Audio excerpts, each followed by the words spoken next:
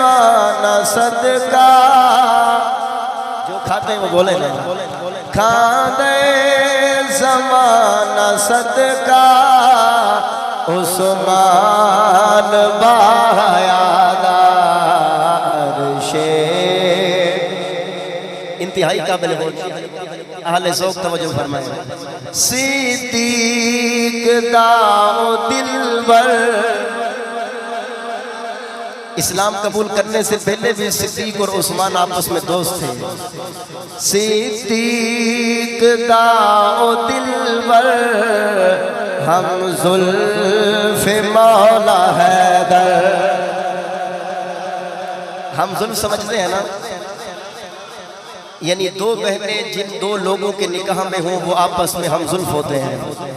रसूलुल्लाह की दो बेटियां, तीन बेटियां, दो हजरत उस्मान के निकाह में और एक सैयदना अली के निकाह में, तो यूं हजरत मौला अली और हजरत उस्मान आपस में हम ज़ुल्फ़ हुए। तो कितना खरा अक़ीदा है अहले सुन्नत का।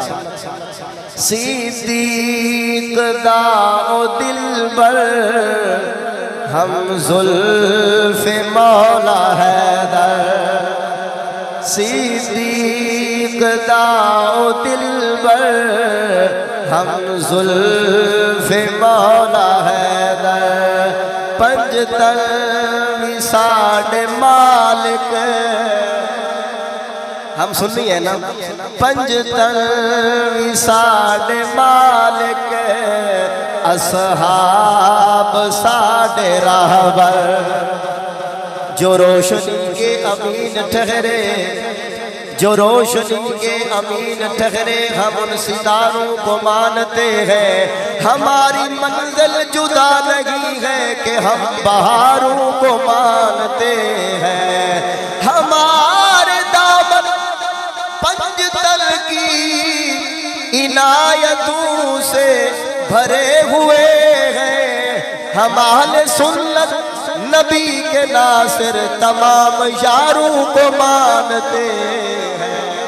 पंजतन साढ़े मालिक असहाब साढ़े राहबर, पंजतन साढ़े मालिक असहाब साढ़े राहबर। बादल उमर है रुतबा,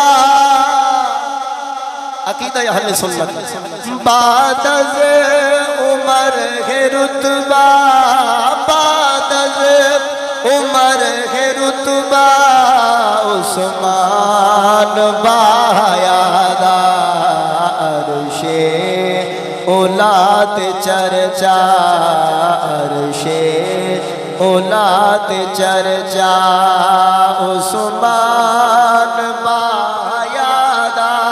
खादे ज़माना सारा, खादे ज़माना सारा, खादे ज़माना सदका उस्मान बायादा। मदनी दीवार गाचो दो नूर पाए सोने। आला हजरत इमाम मोहम्मद रज़ा खान रहमतुल्लाह अलैह फरमाते हैं, नूर की सरकार से पाया दोशाला नूर का, हो मुबारक तुमको ज़ुन्नूरैन जोड़ा नूर का। कुछ लोग हैं जो हुजूर की सिर्फ दो बेटियों को नूर मानते हैं, और हम अहले सुन्नत हैं, हमारा ये नजरिया है तेरी नस्ले पाक में है बच्चा बच्चा नूर का। तू है ऐने नूर, तेरा सब घराना नूर का। मदनी दीवार गाजो तो नूर पाए सोने, मदनी दीवार गाजो दो नूर पाए सोने। दुनिया ते आखिरत विच ओ कमाल पाए सोने। सब तू मकाम वखरा,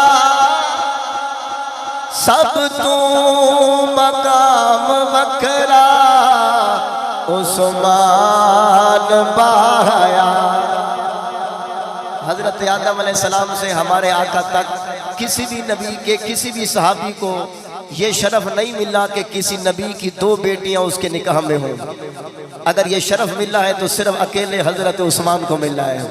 पाया मकाम वकरा सब तो मकाम वकरा उस्मान बाहयादार शे औलाद चर्चा अर्शे औलाद चर्चा उस्मान बाहयादा खाने ज़माना सदका खाने ज़माना सदका उस्मान बा।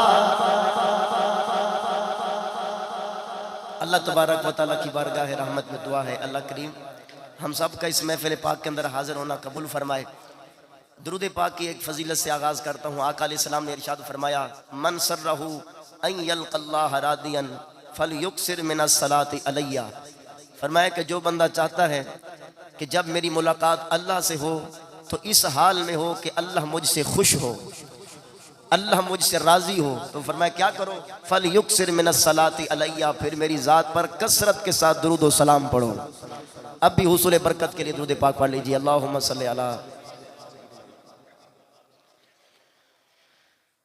अल्लाह करीम दारैन की सादतें और बरकतें अता फरमाए मलिक तारिक महमूद अवान साहब को, जो हर महीने अल्हम्दुलिल्लाह अपने अकाबरीन के ज़िक्र की महफिल के अंदर हम सबको जमा करते हैं, और जो हज़रात तावन करते हैं अल्लाह करीम सबको अपनी शान के मुताबिक जज़ाए रहमत नसीब फरमाए। बिलखुसूस जनाब मोहम्मद रऊफ़ साहब और हाजी मुनीर साहब, हाजी नज़ीर साहब, बशीर साहब और दीगर तमाम मुआविनीन हज़रात, हाजी अकरम साहब और जितने भी आप तशरीफ़ लाए हैं, अल्लाह करीम सबको कदम कदम पर नेकियां बरकतें रहमतें अता फरमाए। हज़रत उस्मान गनी का और हज़रत गौसे आज़म रदी अल्लाह तआला अन्हो का हम सबको फैज़ान नसीब फरमाए। प्यारे मोहतरम भाइयों, मैंने जो कलाम इलाही के चंद अल्फाज तिलावत किए हैं, अल्लाह करीम ने इरशाद फरमाया व इन्नका लअला खुलुकिन अज़ीम।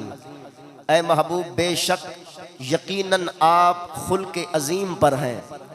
आला हज़रत इमाम मोहम्मद रज़ा ख़ान रहमतुल्लाह अलैह क्या खूब लिखते हैं, तेरे खुल्क़ को हक़ ने अज़ीम कहा, तेरी खिल्क़ को हक़ ने जमील कहा, कोई तुझसा हुआ है न होगा शहा, तेरे खाले के हुस्न व अदा की कसम। कि जमील नबी पाक अलैहिस्सलाम का पैदा होना भी बेमिसाल है, हुज़ूर अलैहिस्सलाम का खुल्क़ भी बेमिसाल और खिल्क़ भी बेमिसाल है। अब बेमिसाल खुल्क़ वाले मुस्तफ़ा जाने रहमत सल्लल्लाहु अलैहि वसल्लम का खुल्क़ तो ऐसा है ना। अब देखें कि इन्नका लअला खुलुकिन अज़ीम, खुल्क़ अज़ीम नीचे रह गया और अज़मत मुस्तफ़ा ऊपर हो गई, क्योंकि लफ्ज़ अला आया कि महबूब आपका खुल्क़ जो है, आपकी जो अज़मतें हैं खुल्क़ अज़ीम से ऊपर है, यानी खुल्क़ अज़ीम की बुलंदियाँ भी नीचे रह गई और मुस्तफ़ा की अज़मत इससे भी बराउल बरा है। हालांकि खुल्क़ अज़ीम कितना बड़ा अल्लाह को पसंदीदा अमल है। मुस्नद अहमद के अंदर हदीस मुबारक है, मेरे करीम नबी सल्लल्लाहु अलैहि वसल्लम ने इरशाद फरमाया, हज़रत अब्दुल्लाह इब्न अमर रज़ी अल्लाह तआला अन्हु इसके रावी हैं कि ताजदार कायनात सल्लल्लाहु अलैहि वसल्लम ने फरमाया सहाबा जी आका, फरमाया मैं तुम्हें उस शख्स के बारे में न बताऊं कि क़यामत के दिन जो मुझे सबसे ज़्यादा महबूब होगा, तुम में से जो सबसे ज़्यादा क़यामत के दिन मुझे महबूब होगा और वो मेरी मजलिस के करीब तरीन होगा। साहबा ने अर्ज़ की आका हमें ज़रूर बताइए। फरमाया वो शख्स है जो तुम में से ज़्यादा अच्छे अखलाक वाला होगा। अच्छे अखलाक वाला बंदा क़यामत के दिन मुस्तफ़ा का सबसे ज़्यादा महबूब भी होगा और सबसे ज़्यादा हुजूर के करीब भी होगा। नबी पाक सल्लल्लाहु अलैहि वसल्लम के खुल्क़ तो अज़मत वराउल वरा है। अब देखिए हज़रत उस्मान गनी का खुल्क़ कैसा है। मेरे करीम नबी सल्लल्लाहु अलैहि वसल्लम अपनी बेटी हज़रत सैयदा पाक रुक़ैया रज़ी अल्लाह तआला अन्हा के घर तशरीफ़ लाए। हज़रत रुक़ैया जो कि हज़रत उस्मान गनी की ज़ौज मोहतरमा है, इनके घर में तशरीफ़ लाए तो फरमाया कि ऐ मेरी बेटी, अबू अब्दुल्ला यानी हजरत उस्मान को तुमने कैसा पाया? अबू अब्दुल्ला उनकी कुनियत है। तुमने हजरत उस्मान को कैसा पाया? अर्ज की मेरे आका वो तो बड़े बेहतरीन आदमी हैं। तो मेरे आका अलैहिस्सलाम ने इरशाद फरमाया अकरीमी ही, उनकी इज्जत और इकराम करते रहना। फ़इन्नहु मिन अशबही असहाबी बी खुलुकन, फरमाया कि मेरी बेटी बेशक मेरे तमाम सहाबा में से सबसे ज्यादा मेरे खुल्क के मुशाबे अगर कोई है तो वो हजरत उस्मान है। मुस्तफ़ा का खुल्क वो कि कुरान कहता है इन्नका लअला खुलुकिन अज़ीम, और हजरत उस्मान गनी का अखलाक ये है कि हुजूर फरमाते सब सहाबा में बढ़कर मेरे अखलाक के मुशाबे हजरत उस्मान के अखलाक है। कुर्बान जाए उनके अखलाक पर। इस हदीस पाक के अंदर एक बात ये भी शारहीन किराम फरमाते हैं कि पता चला कि जब अगर बेटी से मुलाकात हो माँ बाप की तो उसे वो तरबियत किया करे कि अपने शोहर की खिदमत किया कर, इकराम किया कर, ये सुन्नत मुस्तफ़ा है। तो हमें भी ये सुन्नत अपनानी चाहिए ताकि घर आबाद रहे बेटियों के। वालिदैन को चाहिए कि अपनी बेटियों को ये तरबियत करें कि अपने शौहर की इज्जत करना, कि हुजूर अलैहि सलाम खुद फरमा रहे हैं अकरीमी ही, मेरी बेटी उस्मान की इज्जत करना। अल्लाहु अकबर। तो हजरत उस्मान गनी नमाज अदा फरमाने के लिए मस्जिद में जाया करते जब अपने दौरे खिलाफत में। तो आप रदी अल्लाह तआला अन्हु का अखलाक करीमा देखिए कि जिस दरवाजे से हमेशा जाते थे उस दिन भी आप उसी दरवाजे से गुजर रहे थे मस्जिद में, अचानक आपको पीछे आवाज़ महसूस हुई। तो हज़रत उस्मान ने कुछ लोगों को कहा देखो तो ये कैसी आवाज़ है। दो चार लोग उठे, उन्होंने देखा तो एक शख्स छुपा हुआ था और नंगी तलवार हाथ में थी। उसे पकड़कर हज़रत उस्मान के पास लाए। जनाब उस्मान गनी ने फरमाया तुम क्या चाहते हो? कहा कि मैं आपको कत्ल करने के लिए आया हूँ। कहा वजह क्या है?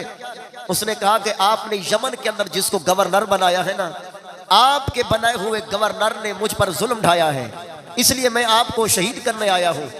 हजरत उस्मान गनी ने फरमाया तुझे चाहिए था कि उसकी शिकायत मुझे लगाते और मैं अगर इंसाफ न करता तो फिर तुम तलवार उठाते। तुम मेरे से बात किए बगैर ही खुद ही फैसला कर गए और तलवार उठाकर मुझे शहीद करने के लिए आ गए। तो वो शख्स सर झुका लिया। हजरत उस्मान गनी रदी अल्लाह तआला अन्हु ने अपने रफ़क़ा की तरफ मुंह किया, फरमाया बताओ इसका क्या करूं, इसके बारे में क्या फैसला होना चाहिए। अब हुकूमत हजरत उस्मान की थी, इक़्तिदार हजरत उस्मान के हाथ में था, पावर थी हजरत उस्मान के हाथ में। लोगों से मशवरा किया, लोगों ने भी कहा हजरत आपका जानी दुश्मन है, फौरन फैसला सुनाइए, सख्त से सख्त सजा दीजिए। मगर हजरत उस्मान ने कहा मैं रहमतुल लिल आलमीन का उम्मती हूँ। जनाब हजरत उस्मान गनी रदी अल्लाह तआला अन्हु फरमाने लगे लोगों तुम्हें पता नहीं है मेरे रसूल की रहमत कैसी रहमत है। था अगरचे जानी दुश्मन था, फरमाया मेरे मुस्तफा की तालीम ये है, इसलिए आज मैं भी ऐलान करता हूँ तू मेरी जान का दुश्मन था, मुझे शहीद करके दुनिया व आखिरत के अंदर लानत का तोक अपने गले में डाल, लिहाजा जा मैं तुझे माफ करता हूँ। ये हजरत उस्मान गनी रज़ी अल्लाह तआला अन्हु का अखलाक, फरमाया जानी दुश्मन को भी माफ कर देना सहाबा का अंदाज है। तो प्यारे भाइयों इतने खुल्क वाले, इतनी रहमत वाले हजरत उस्मान गनी रज़ी अल्लाह तआला अन्हु को हम फरामोश नहीं कर सकते। इंशाअल्लाह हम तो उनके जिक्र के डंके बजाते रहेंगे। सैयदी किबला अमीर अहले सुन्नत दामद बरकातुहु आलिया ने फरमाया 18 ज़ुल्हज को हजरत उस्मान की शहादत है, तो इस मुनासबत से 18 मरतबा 18 की तारीख को कम अज़ कम सूरह यासीन पढ़कर हजरत उस्मान गनी को इसाले सवाब करें। उस दिन लोग ईद गदीर मना रहे होंगे और हम कुरान की तिलावत कर रहे होंगे। ईद गदीर क्या है? आखिरी हज के मौका पर हमारे आका अलैहिस्सलातु वस्सलाम जब वापस जा रहे थे, गदीर एक मकाम, एक जगह का नाम है जो मक्के और मदीने के दरमियान है। सरकार मदीना मुनव्वरा से हज करने मक्का आए थे, आखिरी हज था, हुज्जतुल वदा जिसे कहते हैं, उससे वापस जा रहे थे, गदीर खुम के मकाम पर तशरीफ ले गए। तो वहाँ आप अलैहिस्सलाम ने, आपका ये अंदाज था, दोपहर के वक्त कैलूला फरमाते थे, ये सुन्नत है, दोपहर का खाना खाने के बाद कैलूला करना सुन्नत है। तो नबी पाक अलैहिस्सलाम ने वहाँ सफ़र मौकूफ़ किया, ज़ोहर की नमाज अदा फरमाई गई। ज़ोहर के बाद नबी पाक अलैहिस्सलाम ने हज़रत मौला अली का हाथ बुलंद करके हुज़ूर अलैहिस्सलाम ने फरमाया मन कुन्तु मौला हो फ़अलीयुन मौला, जिसका मैं मौला हूँ उसका अली भी मौला है, जिसका मैं मौला उसका अली भी मौला है। तो हजरत उमर ने सबसे आगे बढ़कर हजरत अली को मुबारक भी दी और कहा कि अली तुम्हें मुबारक हो कि आप हम सबके मौला हैं। मौला बमाना दोस्त है। हजरत उमर ने सबसे पहले कहा कि अली आप हमारे मौला हैं और हर मोमिन मर्द और हर मोमिना औरत के आप मौला हैं। और इसलिए हम कहते हैं ज़बां के साथ दिल बोला अली मौला, अली मौला। ज़बां के साथ दिल बोला, सारे बोले अली मौला। सबकी आवाज आनी चाहिए। ज़बां के साथ दिल बोला, ज़बां के साथ दिल बोला अली मौला। हम हजरत मौला अली के मौला बनने पर खुशी भी करते हैं। हजरत उस्मान गनी रज़ी अल्लाह तआला अन्हु की शहादत का तज़किरा भी करते हैं। जिस दिन हजरत उस्मान की शहादत हो उस दिन को जश्न के तौर पर मनाने वाले और हैं, और हजरत उस्मान का अदब रखकर अली का जिक्र सुनाने वाले और हैं, और अली का अदब दिल के अंदर रखकर दोनों हाथों से मौला उस्मान को इज्जत की सलामी करने वाले और हैं। अल्लाह अकबर। हम हजरत मौला अली की विलायत के इनकारी नहीं है, हम मानते हैं और यूं कहते हैं ज़बां के साथ दिल बोला अली मौला। डंडी ये मारी जाती है, ये हदीस तो मुत्तफ़क़ुन अलैह है ना, हम भी मानते हैं और हमारी सैकड़ों किताबों के अंदर ये हदीस मौजूद है। डंडी ये मारी जाती है कि फरमाया कि जिसका मैं मौला उसका अली मौला। इसका मतलब ये है कि हजरत मौला अली खलीफा बिला फसल है। ये कतई तौर पर इस्लाम पर इफ्तरा है और धोखा है। हमारा ये अकीदा है कि खलीफा बिला फसल हजरत सिद्दीक़ अकबर है, क्योंकि ये मौला अली का फैसला है। और याद रखें अहले सुन्नत जितने भी मुकाबले हुए हैं, जंग सफीन हो, जंग जुमल हो, जितनी भी जंगें हुई हैं, हर जंग में हक अली के साथ था। क्योंकि नबी पाक अलैहिस्सलाम ने फरमाया अलीयुन माल हक व हक़ुल माल अली। अली हक के साथ है और हक अली के साथ है। हर मैदान में हक पर अली थे, लेकिन जब हर मैदान में हक पर अली थे तो अफजलियत के मैदान में भी अली हक पर है। हम ये कहते हैं कि यहां भी अली की मानो। मौला अली के 500 अकवाल हैं कि खलीफा बिला फसल हजरत सिद्दीक़ अकबर है। अल्लाह अकबर।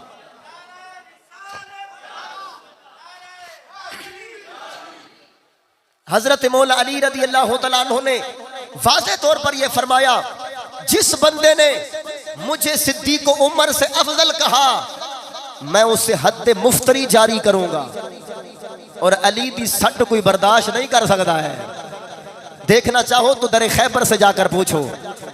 अल्लाह तुम्हें खैबर के मैदान की ज़ियारत करवाए तो उस दुर्रे से पूछना अली ने जब चोट मारी थी तो फिर हाल क्या बना था। जब एक दुर्रा एक दरवाजा उड़ा था तो वापस इतने धड़ाम से गिरा था। उम्मुल मोमिनीन हजरत पाक सफिया रज़ी अल्लाह तआला अन्हा आप फरमाती हैं कि इतनी जोर से दरवाजा जमीन पर गिरा कि जमीन में कपकपी और जलजला तारी हुआ। जमीन के कांपने से मैं एक तख्त पर बैठी थी, जमीन पर झड़ पड़ी, इतना जमीन कांपी थी। ये हजरत अली की एक सट है। तो हजरत अली फरमाते 80 कोड़े मारूंगा उस बंदे को। किस बंदे को? जिसने मुझे सिद्दीक और उमर से अफजल कहा। इसलिए अपना अकीदा दुरुस्त करो। हजरत अली रज़ी अल्लाह तआला अन्हु का चौथा नंबर है और खलीफा बिला फसल हजरत सिद्दीक अकबर है। अफजल भी सिद्दीक है, पहले भी सिद्दीक है। उनके बाद फारूक आजम का नंबर है, अफजल भी फारूक आजम है। फिर दूसरे नंबर पर खलीफा पाक भी हजरत फारूक आजम है। तीसरे नंबर पर अफजल भी हजरत उस्मान है और नंबर भी तीसरा हजरत उस्मान का है। चौथा नंबर भी मौला अली का है और चौथे नंबर पर हजरत अली सारी कायनात से अफजल वाला भी है। ये तीन ही तो मर्द हैं जो हजरत अली से अफजल है। उनके अलावा यानी अबू बकर, उमर, उस्मान के अलावा धरती पर कोई मर्द नहीं जना है। तमाम उम्मतों के अंदर जो हजरत अली अफजल से दूर की बात है, अली का मुकाबला ही कर सके। हजरत अमीर मुआविया ने भी कहा था, आपने फरमाया था कि हजरत अली ने जो खत लिखे ना, वो खत अबू सुफियान की पूरी नस्ल से अफजल है। हजरत अली रदी अल्लाह तआला अन्हु चौथे नंबर पर है। बस ये अकीदा अपना दुरुस्त कर ले कि ईद गदीर के मौका पर यही धोखा दिया जाता है कि नबी पाक ने फरमाया जिसका मैं मौला उसका अली मौला। इसका मतलब है नबी के फौरन बाद हजरत अली अफजल है। यहाँ मौला का माना दोस्त है कि जिसका मैं दोस्त उसके अली भी दोस्त हैं। इसलिए तो सहाबा किराम अलैहिम रिदवान ने भी माना, और जैसे सहाबा ने माना, जैसे अहले बैत ने माना, वैसे ही हम मानते हैं। लिहाजा ये अकायद अहले सुन्नत समझे, और ईद गदीर की तकारीब के अंदर शरीक होना ये अहले सुन्नत के साथ धोखा है। जितने भी अहले सुन्नत हैं खबरदार इस तरह की तकरीब के अंदर शिरकत न फरमाएं, वरना अपने ईमान की खैर मनाएं। कल बरोज़ महशर हम क्या मुंह दिखाएंगे सहाबा किराम को, हजरत उस्मान गनी को जो हुजूर के दोहरे दमाद हैं कि हम आपकी शहादत के जश्न में थे, और इन धोखों से हमें बाखबर किया गया। इसके बावजूद भी हम ऐसी तकारीब के अंदर जाएं। बल्कि जो 18 ज़िलहज का दिन आ रहा है उसमें सूरह यासीन की तिलावत करें, जितना हो सके कुरान पाक उनके साले सवाब के लिए करें, और ना हो तो घर के अंदर जो खाना हो उसी खाने पर ख़त्म शरीफ पढ़ के हज़रत उस्मान गनी को इसाले सवाब करें। ये मोहसन इस्लाम है। जब इनको शहीद किया गया था ना, दर्दनाक शहादत है इनकी, 40 दिन तक इन पर पानी बंद किया गया था। पूरा मदीना जिनके कुएं से पानी पीता था, वो कुआं हज़रत उस्मान गनी का खरीदा हुआ था, और वो 40 दिन तक प्यासे रहे। मेरे पीर मौला हुसैन लजपाल पर तो 3 दिन पानी बंद रहा ना, हजरत उस्मान गनी पर 40 दिन तक पानी बंद रहा था। और फिर दर्दनाक शहादत है। इनकी शहादत के लिए बलवाई आए हुए थे, धोखेबाज आए थे। मौला अली ने अपने दोनों शहजादों इमाम हसन को भी और इमाम हुसैन को भी इनके पहरे पर खड़ा किया था, दरवाजे पर। लेकिन जालिम छत से सुराख करके कमरे में नाजिल हुए थे, दाखिल हुए थे, और हजरत उस्मान गनी को कुरान पढ़ते हुए तलवार मारी थी, और आपका खून के कतरे कुरान मुकद्दस पर आए थे, और आप यूं कुरान पर लेट गए थे। और अहले ज़ौक़ ये भी बात सुनते जाएं, हदीस पाक है, मेरे आका अलैहिस्सलाम ने फरमाया शहीद का खून जहां गिरेगा वो मकाम बरोज़ क़यामत उसकी गवाही देगी, वो जगह उसकी शहादत की, उसके ईमान की गवाही देगी। तो मैं कुर्बान जाऊं हजरत उस्मान की अजमत पर। बरोज़ क़यामत हजरत उस्मान की शहादत की गवाही देने वाला रब का कुरान होगा।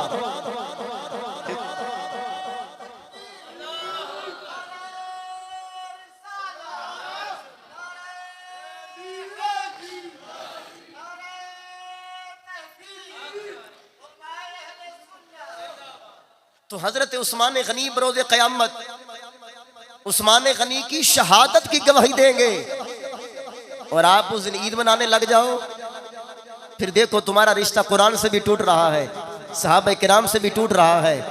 खुदारा अकायद अहले सुन्नत को समझे।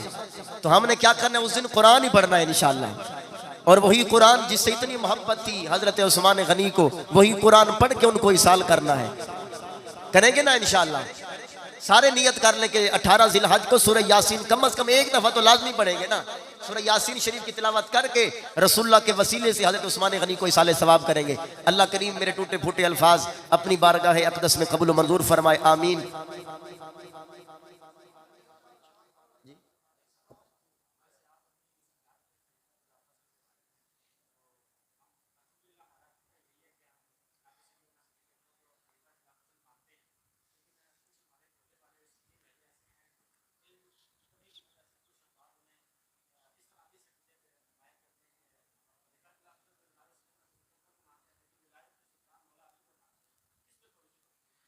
कोई शक नहीं है विलायत के सुल्तान मौला अली हैं।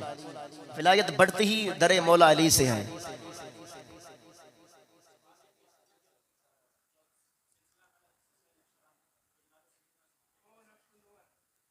अच्छा, इसमें एक और डंडी मारी जाती है, वो ये कि सियासी खलीफे हजरत सिद्दीक़ अकबर हैं, रूहानी खलीफा मौला अली हैं।